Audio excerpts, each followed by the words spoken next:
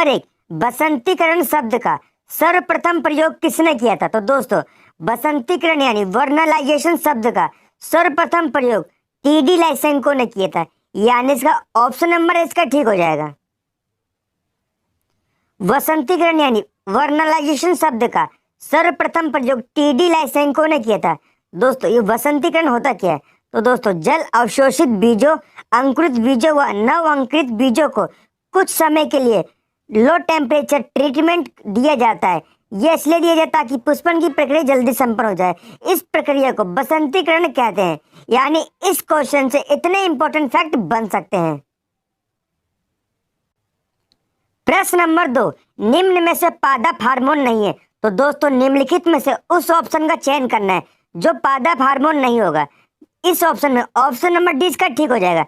दोस्तों कैल्शियम पादप हार्मोन नहीं होता, जबकि ऑक्सिन, जिबरेलिन और साइटोकाइनिन ये पादप हार्मोन के उदाहरण हैं। आइए इस क्वेश्चन से रिलेटेड इंपॉर्टेंट फैक्ट डिटेल में जानते हैं। दोस्तों हार्मोन शब्द का सर्वप्रथम प्रयोग 1906 में स्टर्लिंग महोदय ने किया था। किसने किया था? 1906 में स्टर्लिंग महोदय ने किया था। हार्मोन को वृद्धि नियंत्रक पदार्थ कहा जाता है। पौधों की वृद्धि के लिए कुछ विशेष प्रकार के रासायनिक पदार्थों की आवश्यकता होती है जो इसके वृद्धि को नियंत्रित करते हैं। इन्हें पादप हार्मोन कहा जाता है। दोस्तों यहाँ पर 3 पादप हार्मोनों का कार्य के बारे में बताया गया। जानते हैं ऑक्सिन, यह तने की वृद्धि में सहायक होता है, जबकि जिबरेलिन जो होता है हार्मोन, यह पौधे की लंबाई में सहायक होता है। तीसरा साइटोकाइनिन, यह पौधे के अंग के निर्माण व नियंत्रण में सहायक होता है। नेक्स्ट क्वेश्चन दोस्तों प्रश्न नंबर 3 मोस्ट इंपॉर्टेंट क्वेश्चन है। चावल को धोने से कौन सा विटामिन नष्ट हो जाता है? तो दोस्तों चावल को धोने से विटामिन थायमिन नष्ट हो जाता है। प्रश्न नंबर 3 चावल को धोने से कौन सा विटामिन नष्ट हो जाता है? तो इसका सही जवाब हो जाएगा चावल को धोने से थायमिन विटामिन नष्ट हो जाता है, यानी इसका ऑप्शन नंबर ए इसका ठीक हो जाएगा। दोस्तों चावल को धोने से थायमिन विटामिन नष्ट हो जाता है। संसार का पहला सुपर फाइन बायोटिक चावल कौन सा था? दोस्तों ये सुगंध था। दोस्तों पालिश हुए चावल खाने से कौन सा रोग होता है? तो इसका सही जवाब हो जाएगा बेरी बेरी रोग पालिश हुए चावल खाने से होता है। दोस्तों चावल के कण यानी ब्रेन से 10 से 15% तेल प्राप्त होता है। दोस्तों यूएनओ ने 2004 को अंतर्राष्ट्रीय चावल वर्ष घोषित किया था। नेक्स्ट क्वेश्चन प्रश्न नंबर 4 माइक्रोबायोलॉजी का जनक किसे कहा जाता है? तो दोस्तों माइक्रोबायोलॉजी का जनक ल्यूवेनहॉक को कहा जाता है, यानी इसका ऑप्शन नंबर डी इसका ठीक हो जाएगा। दोस्तों ल्यूवेनहॉक को माइक्रोबायोलॉजी का जनक कहा जाता है, जबकि जीव विज्ञान तथा जंतु विज्ञान का जनक जो होता है अरस्तु को कहा जाता है। तीसरा वनस्पति शास्त्र का जनक थियोफ्रेस्ट को माना जाता है, जबकि हिप्पोक्रेट्स को चिकित्सा शास्त्र का जनक कहा जाता है। नेक्स्ट क्वेश्चन दोस्तों प्रश्न नंबर 5 मोस्ट इंपॉर्टेंट क्वेश्चन स्वपन संबंधी अध्ययन को क्या कहा जाता है? तो दोस्तों स्वपन संबंधी अध्ययन को ऑन्किलियोलॉजी कहा जाता है, यानी इसका ऑप्शन नंबर इसका ठीक हो जाएगा। दोस्तों बात करते हैं एरोबायोलॉजी का, इसमें उड़ने वाले जीवों का अध्ययन किया जाता है, जबकि लिमोनोलॉजी में तालाबों, झीलों आदि के जीवों का अध्ययन किया जाता है, जबकि हाइपनोलॉजी ये निद्रा संबंधी विज्ञान से संबंधित है। दोस्तों इस क्वेश्चन से इतने इंपॉर्टेंट फैक्ट बन सकते हैं। दोस्तों अगर आपको वीडियो पसंद आती है तो वीडियो को लाइक, शेयर और चैनल को जरूर सब्सक्राइब करिए। प्रश्न नंबर 6 प्रथम जंतु किसे माना जाता है? तो दोस्तों प्रोटोजोआ को प्रथम जंतु माना जाता है, यानी इसका ऑप्शन नंबर डी इसका ठीक हो जाएगा। दोस्तों प्रोटोजोआ शब्द 2 शब्दों को योग से बना है। कौन कौन सा? प्रोटो तथा जून से मिलकर बना। प्रोटो का अर्थ होता है प्रथम, जबकि जून का अर्थ होता है जंतु। इस समुदाय के जंतु प्रथम जंतु माने जाते हैं। इन जीवों में प्रचलन जो अंग होता है वो कूटपाद होता है। दोस्तों इन जीवों में श्वसन क्रिया जो होती है विसरण द्वारा होती है। किसके द्वारा होती है? विसरण द्वारा इनके अंदर श्वसन होती है, जबकि जनन इनका लैंगिक तथा अलैंगिक विधि द्वारा होता है। उदाहरण क्या है दोस्तों इसके प्रोटोजोआ के? अमीबा, यूग्लिना, पैरामीशियम तथा प्लाज्मोडियम।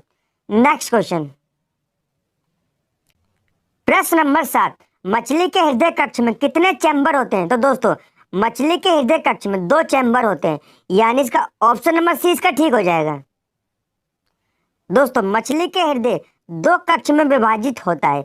मछली के हृदय में अशुद्ध रक्त प्रभावित होता है। दोस्तों विश्व की सबसे बड़ी मछली व्हेल शार्क है।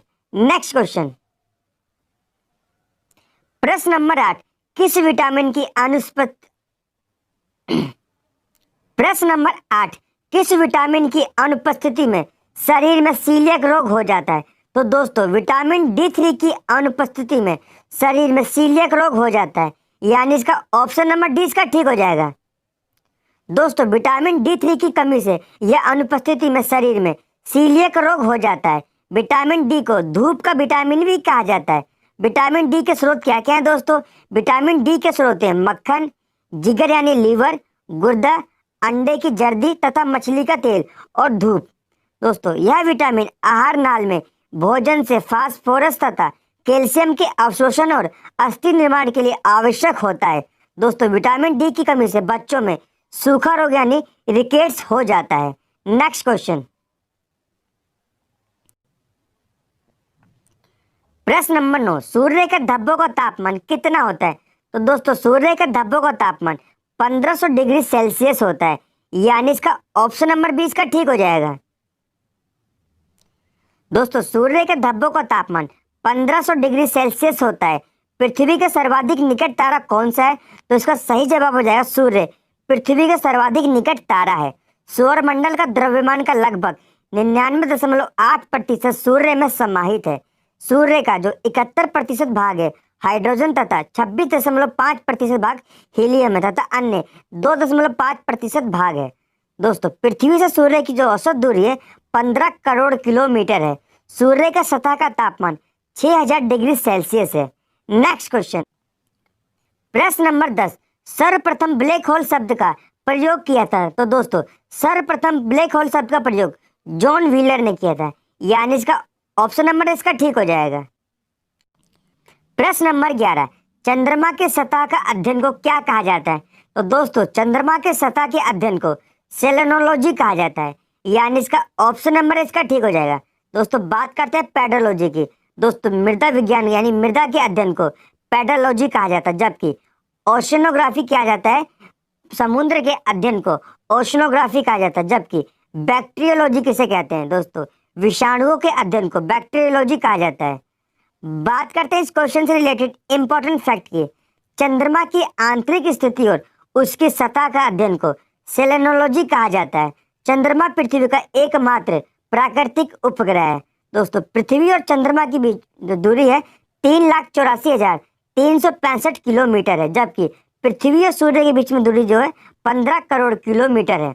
दोस्तों चंद्रमा पर ग्रेविटी का मान पृथ्वी का 1/6 भाग है, यानी जो वस्तु पृथ्वी पर 60 किलोग्राम होगी वह मून पे यानी चंद्रमा पर 10 किलोग्राम की होगी, क्योंकि पृथ्वी का 1/6 भाग यहाँ पर होता है। दोस्तों बात करते हैं चंद्रमा पर लो ग्रेविटी का कारण क्या है? यहाँ पर वायुमंडल का अभाव पाया जाता है। चंद्रमा का प्रकाश को पृथ्वी तक पहुंचने में 1 मिनट 25 सेकंड का समय लगता है, जबकि पृथ्वी और सूर्य यानी सूर्य से जो प्रकाश आता है पृथ्वी पहुंचने में 8 मिनट यानी 500 सेकंड का समय लगता है। नेक्स्ट क्वेश्चन, प्रश्न नंबर 12, अर्थ क्रस्ट की औसत मोटाई कितनी है? दोस्तों ध्रुव प्रपट्टी यानी अर्थ क्रस्ट की जो औसत मोटाई है वह 33 किलोमीटर है, यानी इसका ऑप्शन नंबर डी इसका ठीक हो जाएगा। दोस्तों अर्थ क्रस्ट की औसत मोटाई 33 किलोमीटर है, जबकि महाद्वीपीय भागों पर यह मोटाई 40 किलोमीटर है तथा महासागरीय भागों पर यह मोटाई 10 किलोमीटर है। अर्थ क्रस्ट को 2 परतों में विभाजित किया जाता है, सियाल तथा साइमा। दोस्तों सियाल जो है सिलिकॉन तथा एल्युमिनियम से बना है, जबकि जो साइमा है वह सिलिकॉन तथा मैग्नीशियम से बना है। प्रश्न नंबर 13, किस ताप पर सेंटीग्रेड तथा फ़ारेनहाइट पैमाना समान पठन प्रदर्शित करता है? तो इसका सही जवाब हो जाएगा -40 डिग्री सेल्सियस पर सेंटीग्रेड तथा फ़ारेनहाइट पैमाना समान पठन को प्रदर्शित करता है। नेक्स्ट क्वेश्चन, प्रश्न नंबर 14, निम्नलिखित में से कौन प्राथमिक रंग नहीं है? तो दोस्तों निम्नलिखित में से लाल, हरा तथा नीला तीनों ही प्राथमिक यानी प्राइमरी कलर है, जबकि पीला जो है प्राथमिक कलर नहीं होता है, यानी इसका ऑप्शन नंबर डी इसका ठीक हो जाएगा। दोस्तों लाल, हरा तथा नीला ये रंग प्राकृतिक रंग यानी प्राथमिक रंग कहलाते हैं।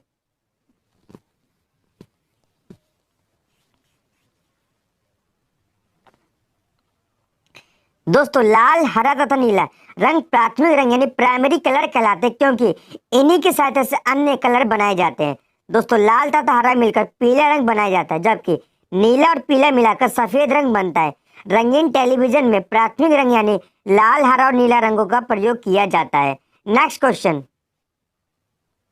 दोस्तों अगर आपको वीडियो पसंद आती है, वीडियो को लाइक, शेयर और चैनल को जरूर सब्सक्राइब करिए। प्रश्न नंबर 15, रेडियो सक्रियता के दौरान निकलने वाली किरणों की पहचान किसने की थी?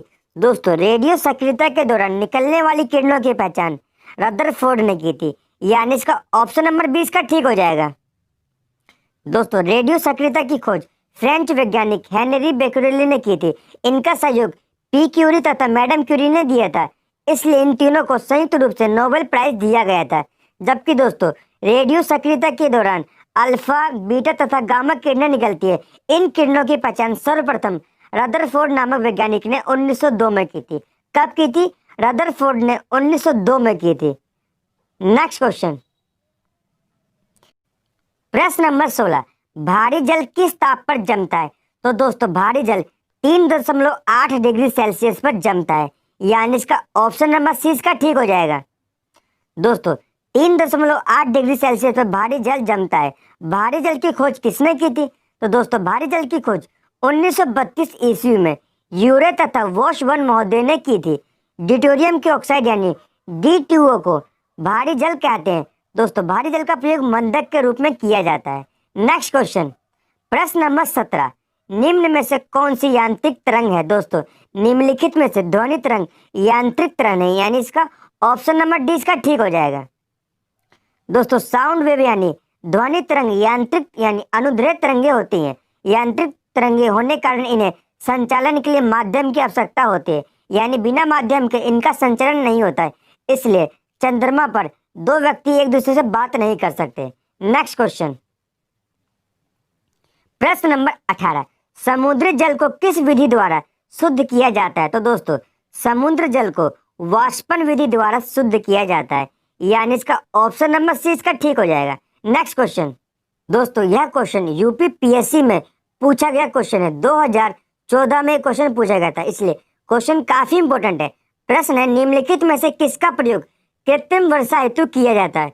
दोस्तों कृत्रिम वर्षा हेतु सिल्वर आयोडाइड का प्रयोग किया जाता है, यानी इसका ऑप्शन नंबर इसका ठीक हो जाएगा। दोस्तों बात करते हैं इस क्वेश्चन से इंपॉर्टेंट फैक्ट के बारे में। सिल्वर आयोडाइड का प्रयोग कृत्रिम वर्षा के लिए किया जाता है, जबकि सिल्वर क्लोराइड जिसे हॉर्न सिल्वर कहते हैं इसका उपयोग फोटोक्रोमेटिक कांच बनाने में किया जाता है।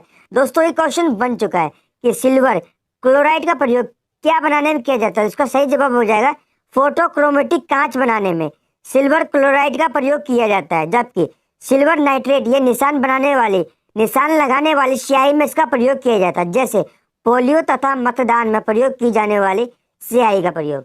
दोस्तों प्रश्न नंबर 20 की तरफ चलते हैं। आज की वीडियो का अंतिम प्रश्न, प्रश्न नंबर 20, टिबिया तथा फिबुला नामक हड्डी कहाँ पाई जाती है? तो दोस्तों टिबिया तथा फिबुला नामक जो हड्डी होती है मनुष्य के पैर में पाई जाती है, यानी इसका ऑप्शन नंबर सी इसका ठीक हो जाएगा। दोस्तों मनुष्य के शरीर में 206 हड्डी पाई जाती है, जबकि एक बच्चे की यानी बालक की हड्डी लगभग 300 के आसपास होती है। दोस्तों इस क्वेश्चन से इतने इंपॉर्टेंट फैक्ट बन सकते हैं। धन्यवाद दोस्तों।